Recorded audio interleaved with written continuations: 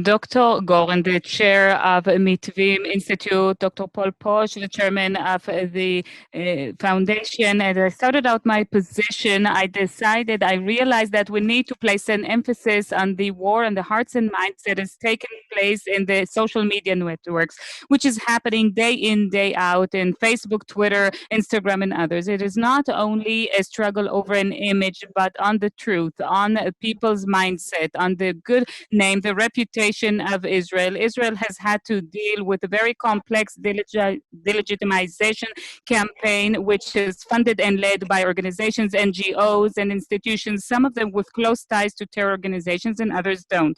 These organizations are acting in several arenas, but the main arena that I have decided to focus on is that of the mindset of people's minds, the manipulation of people's minds, establishing this false appearance of a social discourse against Israel in the social media networks in an attempt to impact the public agenda in a way that negates the existence of the state of Israel and its interests as a legitimate state. Social media networks do not enforce from their side properly their usage policy, and that's how we reach the situation in which this arena of the digital world with these social media networks have become paradise of incitement against Israel and fake news.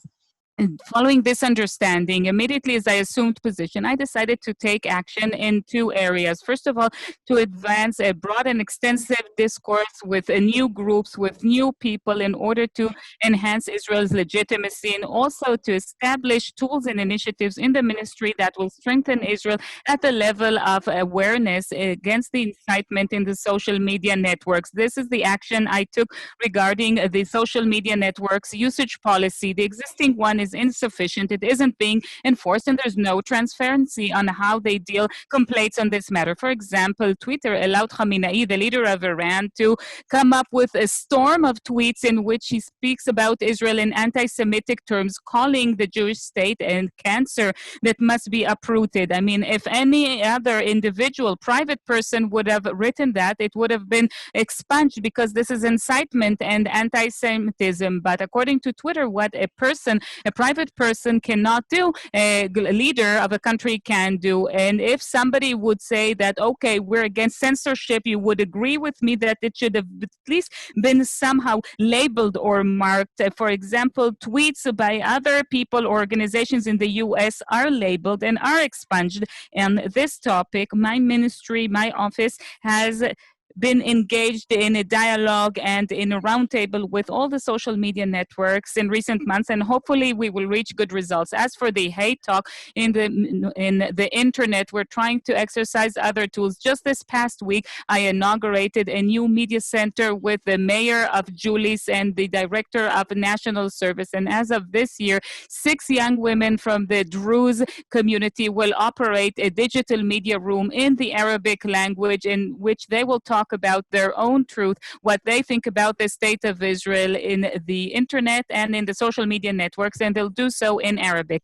I think that this venture has tremendous significance for the state of Israel. This is an initiative that has tremendous potential, and it will connect the women from the Druze community and not just the men of that community further to the state of Israel. The importance of this initiative became even clearer to me recently when my office exposed a well-funded, well-timed campaign in the social media network that was initiated by Hamas and Hezbollah in Arabic against the Emirate countries. Following the normalization agreements with them, these organizations led a campaign calling them traitors. Ladies and gentlemen, the state of Israel is dealing with major challenges, but it also has opportunities as a government, as a minister in the government. Only recently I voted in favor of an agreement that was signed with the UAE, and there are other accords with Bahrain, Sudan, and other countries. In 1967, after the Six-Day War, Sudan had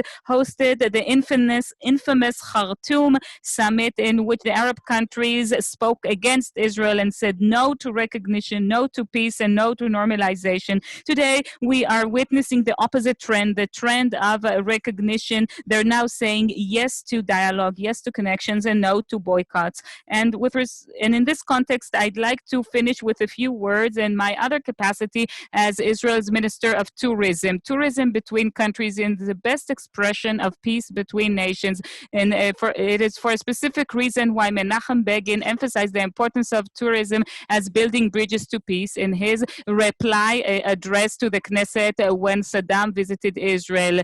The peace accords are signed by governments, but true peace is built by people, by individuals who meet each other. We in Israel expect tourists from Arab countries, from Muslim countries. This will instill true peace content into these accords between the nations and will continue to enhance Israel's legitimacy and position and status in the region and in the world. Thank you very much.